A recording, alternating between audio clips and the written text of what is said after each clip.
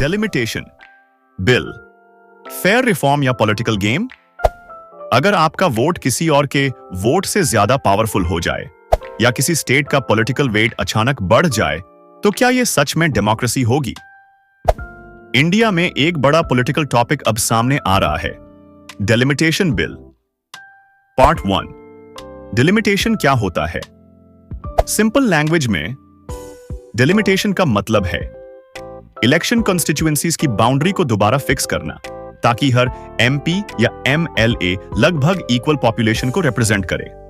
Last major delimitation हुआ था delimitation commission of India 2002 के थ्रू, और उसके बाद से पॉपुलेशन बहुत बदल चुकी है।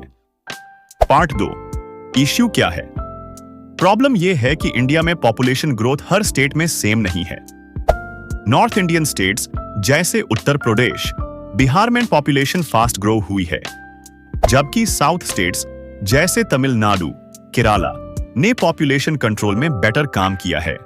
अगर डेलिमिटेशन स्ट्रिक्टली पॉपुलेशन के बेस पर हुआ तो नॉर्थ स्टेट्स को ज्यादा सीट्स मिलेंगी और साउथ स्टेट्स की पॉलिटिकल पावर कम हो सकती है।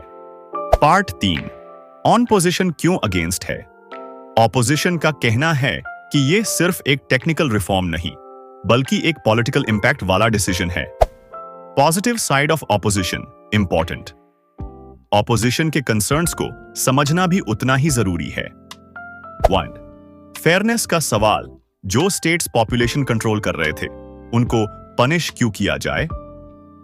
साउथ इंडिया के लोग कह रहे हैं हमने पॉलिसीज फॉलो की और अब हमारी सीट्स कम हो जाएंगी।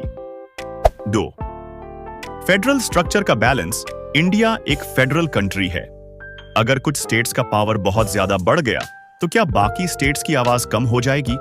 3, पॉलिटिकल इंबैलेंस का रिस्क। ऑन पोजिशन का डर है कि फ्यूचर में सेंट्रल गवर्नमेंट पर कुछ सिलेक्टेड स्टेट्स का इन्फ्लुएंस ज्यादा हो सकता है। पार्ट 4, गवर्नमेंट का पर्सपेक्टिव। गवर्नमेंट का कहना है डेमोक्रेसी का बेसिक प्रिंसिपल है 1 पर्सन 1 वोट, और हर वोट की वैल्यू इक्वल होनी चाहिए। तो अगर किसी एरिया में पॉपुलेशन ज्यादा है तो वहां रिप्रेजेंटेशन भी ज्यादा होना चाहिए। यह लॉजिकल लगता है। फाइनल थॉट, तो सच क्या है? डिलिमिटेशन एक जरूरी रिफॉर्म है, लेकिन इसका इंप्लीमेंटेशन कैसे होता है वही सबसे बड़ा सवाल है। ऑपोजिशन सिर्फ अपोज नहीं कर रहा बल्कि एक इंपॉर्टेंट डिबेट रेज कर रहा है, fair representation versus balance federation.